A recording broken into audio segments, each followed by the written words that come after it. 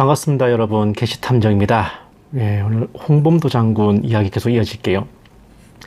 몇 년째 이제 이어지는 이 홍범도 장군 논란으로 인해서 정말 이 나라 보수 우파들의 반지성적 태도와 정말 결여되다 못해 파탄지경에 이른 역사 인식이 그대로 무삭제 감독판 블루레이로 드러나고 있는데, 우파 언론을 자처하는 자유일보라는 곳에서 이제 흥미로운 기사가 하나 나왔기에 살펴봤어요. 제가 보시면은 홍범도 장군도 아니고 그냥 홍범도네. 홍범도를 독립군으로 기록할 수 없는 4가지 이유라고 합니다. 자, 뭐가 있나니까 보세요. 좌파들이 대답해야 될 독립군 배신 행위들, 레닌이 하사했던 군복 권총 금화, 소련의 명령을 따라 홍범도 부대를 해산한다, 자유시 참변 피해 동료 2인 살해, 그리고 자유시 참변 이후 독립투쟁이 전무하다, 이런 것들에 대해서 대답을 하랍니다. 또 보세요. 홍범도 논쟁이 일어난 이후 한겨레 신문과 좌파 역사학자들은 홍범도가 자유시 참변에 가담하지 않고 독립군 통합에만 관심을 가졌다고 주장한다. 자유시 참변에서 소련군 포로가 된 독립군들에 대한 재판위원으로 참여한 것은 독립군을 구명하기 위해서라고 덧붙인다. 이들은 홍범도가 소련 공산당에게 가입한 것은 어쩔 수 없는 선택이었다고 강변하고 있다. 그러나 한겨레 신문과 좌파 역사학자들이 대답하지 못하는 홍범도에 관한 4가지 사실이 있다. 참고로 항일 독립군 역사와 관련된 학자들 99%가 홍범도 장군 논란에 대해 어림 택도 없는 음해라고 의견이 일치하고 있는데, 그들을 죄다 좌파 역사학자로 몰아가는 패기 끝내준다, 그죠? 그럼 보실게요. 1번, 홍범도가 레닌에게 받은 군복과 권총 금화, 자유시 참변이 끝나고 극동인민대표자 회의에 참석했다. 트로츠키와 레닌을 만났고, 이때 한인 측 대표는 주로 자유시 참변 가해자 측이었다. 뭔가 좀 프레임을 씌우네. 레닌을 만난 자리에서 협조에 감사하다는 치하를 듣고 군복과 권총 금화를 받았다. 한겨레 신문과 좌파 역사학자들은 홍범도가 극동인민대표 중 한 명으로 선정되고 레닌이 협조에 감사하다며 건네준 군복과 권총 금화에 대해서는 답을 하지 못하고 있다. 그것이 독립군을 배신한 대가가 아니고 무엇인지 대답하지 못하고 있다라고 합니다. 그럼 제가 대신 대답해 볼게요. 레닌에게 받은 것은 군복 한 벌, 권총 한 정, 금화 100루블인데 이걸 무슨 독립군을 배신한 대가 운운하는 게 진짜 웃기거든. 답을 하지 못하는 게 아니라 답할 가치가 없는 질문이라 그래요. 그 무슨 소비에트 연방을 위해 대단한 공을 세워 받는 포상이라면 소연방 영웅 칭호나 훈장 또는 소련군이나 당의 요직이 주어졌어야지. 꼴랑 옷 한 벌, 총 한 자루에 돈 몇 푼이야? 이거는 그냥 기념품과 금일봉에 불과한 겁니다. 그냥 만나서 반갑다고 그 기념품 준 거예요. 상식적으로 겨우 옷 한 벌, 총 한 자루 받겠다고 독립군을 배신해요? 그것도 무려 28년을 항일 무장투쟁에 투신한 노장군님이? 예? 이 정도면 거의 사자 명예훼손에 해당하는 악랄한 모욕입니다. 협조에 감사하다는 것도요, 그냥 수고 많으십니다 정도의 인사치레로 봐야지 뭔 확대해석을 그렇게 합니까? 일본식으로 표현하면 신세를 지고 있습니다, 그 정도에 불과한 인사말로 봐야 되는 거예요. 게다가 그 100루블도 독립군 전우들과 동포들을 위해 집단 농장 만드는데 싹 다 기부했습니다. 홍 장군 개인 용도로 쓴 거 10원도 없다고. 자, 또 보세요. 레닌 정부의 해산 명령에 순순히 해산한 홍범도 부대. 모스크바에서 돌아온 홍범도는 휘하 부대원 약 400명을 극동공화국 인민혁명군 산하 고려인 부대로 배속시키고 대위 계급장을 달고 휘하 부대를 통솔한다. 그러나 고려혁명군은 이렇다 할 준투도 없이 1년 후 1022년 9월 적군의 블라디보스토크 함락을 앞두고 코민테르는 적군 산하 고려인민혁명군의 임무는 완수되었다며 해산 명령을 내리고 생업에 종사할 것을 지시했다. 홍범도도 순순히 응하고 한카호 근처에서 농사를 짓기 시작한다. 만약 홍범도가 계속해서 대한의 독립투쟁을 계속하고 싶었다면 부대를 해산할 때 어떤 저항이라도 했어야 했다. 그런데 홍범도가 그런 시도를 했다는 기록은 전혀 없다. 그 이유는 이미 만주와 중국의 독립운동가들에게 자유시 참변에 대한 악몽과 홍범도 부대의 배신 행위가 다 알려져 있었기 때문이다. 심지어 대한독립군단 총재였던 백포 서일 선생은 자유시 참변 2달 뒤 모든 사태를 책임지려고 자결까지 했다. 한겨레와 좌파 역사학자들은 이에 대한 대답을 못하고 있다. 요거를 본 게시탐정이 대신 대답하겠습니다. 요 내용에는 명백한 거짓말이 몇 가지 있는데 그 당대의 홍범도 장군의 배신 행위가 다 알려졌기는 지랄. 자유시 참변을 소련 측의 배신과 기습이라고 오해하고 있던 간도 반일단체들이 발표한 성토문에서 이르쿠츠크파 오하묵을 비롯한 배신자들의 이름을 언급할 때도 홍범도 장군의 이름은 들어있지 않았습니다. 홍범도 장군을 배신자로 생각 안 했다는 거야. 게다가 그렇게 배신 행위로 다 알려져 있었다면 당대에나 훗날 카자흐스탄으로 이주해서도 동포들의 존경을 받기란 불가능했을 텐데 아시다시피 홍범도 장군은 그때나 그 후에나 고려인 동포들의 정신적 지주였어요. 그리고 대한독립군단 총재 서일 장군은 자유시 참변의 책임을 지고 자결한 게 아니라 사변 후에 다시 만주 땅 밀산으로 돌아와서 독립군을 재편성하다가 일본의 사주를 받은 비적들의 습격으로 그 마적단들요, 중국 마적단, 그들의 습격으로 휘하 병력들이 전멸하자 거기에 충격을 받고 자결한 겁니다. 자유시 사변 2개월 후인 1921년 8월 26일의 일이에요. 왜 거짓말 치고 있지? 애초에 거짓말을 사실인 양 적어놓고 질문을 하고 있으니 당연히 대답을 못하지. 세 번째 거짓말은 홍범도 장군이 소련군 대위계급장을 달았다는 소리인데 소련군 대위 출신인 김일성의 이미지를 더 씌워 홍 장군을 빨갱이로 음해해 보려는 개수작으로 보입니다만은 참 아쉽게도 당시 소련군에는 계급이라는 게 존재하지 않았습니다. 평등한 사회주의 군대라고 계급을 몽땅 폐지해가지고 뭐 대대지휘자, 뭐 중대지휘자 이런 직책만 있고 계급은 없었어요. 소련군의 계급제도가 부활한 것은 1935년 미하일 투아체프스키 원수에 의해서입니다. 계급 자체가 없는데 무슨 대위계급장을 달았는지 나 진짜 신기하네. 이거 쓰신 기자분들 몰랐지 이거.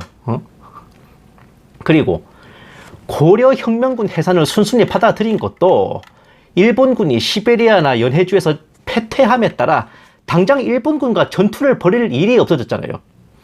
그리고 신생 소련이 그때 처음 생겼어요. 그 나라가.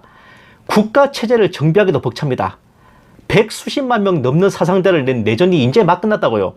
또다시 전쟁을 벌일 여력이 없었기 때문에 독립군들이 계속 전쟁하겠다고 해봤자 소련 땅에서 뭘 할 수가 없었기 때문입니다. 게다가 의병항쟁, 독립군 활동이란 게 정규군도 아니잖아요. 누가 가만히 있으면 알아서 보급해주고 뭐 지원해줍니까? 군자금과 군수품을 자체 조달해야 되잖아요. 주민들의 지원이나 부자들의 후원 내지 뭔가 스폰서가 있어야만 되는데 하나라도 끊길 경우 결코 오래갈 수가 없는 게 태생적 한계입니다. 애초에 만주 독립군들은 일본군의 막강한 공세로 밀리다 못해 진작에 해산했어요. 다 해체했다고. 그러다가 혹시나 하는 마음에 다시 모여서 소련령으로 왔던 겁니다. 자유시 참변이 있기 전에. 우리의 생각과 다르게 독립군은 상황과 여건에 따라 해산되고 재건되고 이게 굉장히 잦았습니다. 아직 때가 아니다 싶으면 흩어져서 각자 생업을 하다가 상황 봐서 다시 모여서 부대를 이뤘던 거야. 그러니 홍범도 장군 입장에서는 전쟁을 계속하겠다고 뻗대는 것보다는 일단 해산했다가 정세를 봐서 다시 부대를 재건해야겠다라고 생각한 것도 무리가 아닙니다. 자, 또 보실게요. 자유시 참변 피해자 김창수, 김호남의 습격을 받고 권총으로 살해. 자유시 참변 피해자인 사할린 부대 출신 김창수, 김호남에게 과오를 추궁받고 공격받는다. 이에 홍범도는 레닌이 준 권총으로 이들을 살해한다. 아니, 권총 안 쏘면 내가 맞아 죽을 판인데 뭐라도 안 쏘겠냐고. 좌파들의 주장대로 홍범도가 독립군 구명을 위해 재판위원으로 참여했으면 피해자 측인 김창수, 김호남에게는 은인이 된다. 근데 왜 홍범도를 죽이려고 했나? 그러니까 홍범도가 배신자 아니냐, 이런 논리죠. 자유시 참변과 재판이 끝나고 피해자인 이동휘의 상해파 측에서 재판이 부당했다며 민원 넣고 진상조사하고 부당한 게 인정돼서 징역과 강제노역에 시달리는 관련자들이 일부 석방됐다. 부당한 게 아니라 그냥 사면해준 거야. 재판위원 중 3인 중 1명으로 독립군의 구명을 위해 참여했던 홍범도는 부당한 재판을 뒤집으려는 어떠한 시도도 하지 않았다. 오히려 피해자 측인 상해파 공산당이 이 일을 제기하고서야 문제가 시정되었다. 자, 일단 김오남, 김창수라는 사람이 정말 그 사할린 의용군 출신이 맞는지가 일단 불분명해요. 막말로 일본의 지령을 받고 온 밀정이 못할 겁니까? 그리고 설령 맞다고 해도 홍범도 장군을 비난할 수는 없습니다. 지들이 잘못해놓고 그나마 선처를 받아서 가벼운 형을 받았음에도 벌을 받은 것 자체에 앙심 품고 복수하려 드는 인간 말종들은 지금도 사방천지에 존재하거든요. 자유시 사변은 명백하게 상하이파 사할린 부대의 명령 불복종과 폭동 행위로 벌어진 거였고, 그나마 홍범도 장군이 재판위원으로 참여했기 때문에 그 정도로 처리된 거지. 애초에 뒤집어야 할 부당한 재판이 아니었습니다. 유죄 판결 뭐 몇 명 안 받았다. 어? 그 정도로 끝난 거 천만다행으로 생각해야죠. 그리고 그렇게나 홍범도 장군이 독립군을 배신하던 나발을 불어대더니 어라? 기사 본문에도 상해파 공산당이라고 적어놨군요. 공산당을 배신한 것도 죄입니까? 아니 그보다도 애초에 자유시 참변이 공산당 내의 파벌 다툼이었을 뿐이라는 거 기사를 쓰신 분도 결국 알고 계셨던 거 아닙니까? 피해자 측이 상해파 공산당이라며. 그런데 왜 홍범도 장군을 독립군을 배신했다고 몰아가십니까? 공산당 쪽에 붙어서 공산당을 배신했다? 이 말이 이상하잖아. 이 기사 쓰신 분 왜 이렇게 정직하지를 못해요? 자, 또 보세요. 자유시 참변 이후 만주로 넘어와 독립투쟁할 시도조차 안 해. 마지막으로 한겨레와 좌파 역사학자들의 주장대로 홍범도가 대한 독립을 원하는 열렬한 민족주의자였다면 소련이 독립운동 계속을 원하지 않았어도 얼마든지 만주와 중국으로 건너와 독립운동을 계속했을 거다. 하지만 홍범도와 부대원들은 그 누구도 만주로 건너지 않았다. 오히려 홍범도는 이건 또 뭐 못하겠어. 소련에서 편안히 살려고 소련 공산당에 입당까지 했다. 이렇게 모든 정황이 자유시 참변을 전후한 홍범도의 독립군 배신 행위를 지목하고 있다. 그런데 한겨레 신문과 좌파 역사학자들은 자유시 참변이 독립군 내부의 지휘권 다툼 때문에 일어났다며 대한 독립군들을 모욕하고 소련 공산당과 홍범도를 옹호하고 있다. 자, 이거는 가장 악랄한 생트집인데요. 소련에서 편안히 살려고 소련 공산당에 입당까지 했다. 참 기가 막힌 개소리를 늘어놓습니다. 일단 얼마든지 만주와 중국으로 넘어와 독립운동을 계속했을 것이라는 가정 자체가 이거 실제 역사를 개초도 모르는 헛소리입니다. 자유시 사변을 겪지 않고 만주로 돌아온 김자진 부대 어떻게 됐냐? 중국군한테 무장 해제당했어요. 이쪽도 홍범도 부대와 마찬가지로 쪽도 못 쓰고 해산됐습니다. 중국 땅이고 소련 땅이고 독립군 하기에 힘든 건 매 한 가지야. 더 쇼킹한 거는 만주로 들어온 독립군을 중국군이 무장 해제를 할 때 뭐라 그랬냐? 이 병사들 현지 보안대에 입대하면 무기 돌려드릴게요 라고 했는데도 아무도 군생활 계속 하겠다고 지원하는 자가 없어가지고 그대로 무기 다 반납하고 해산됐다 이겁니다. 왜? 독립군들도 사람이야 사람. 계속 풍찬 노숙하고 칼바람 맞아가며 어렵고 힘든 싸움을 지속할 수는 없다 이겁니다.